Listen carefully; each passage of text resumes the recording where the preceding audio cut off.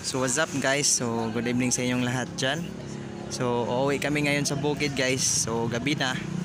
And then pinasuot ko na lang yung my loves ko ng t-shirt na itim, saka pangibaba din itim din guys, para iwas na din sa mga sabi-sabi, sa mga ano po ba, yung mga matatanda.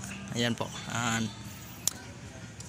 Mag-amping kami dito sa mong biyahe karon gabi una, medyo layo-layo gini siya kay adto sa bukid. So ingat, dobling ingat lang po kami.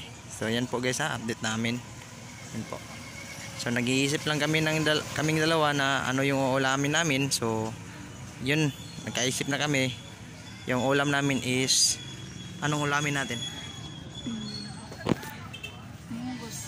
Munggos daw yung ulam gusto niya. So okay, proof tayo dyan.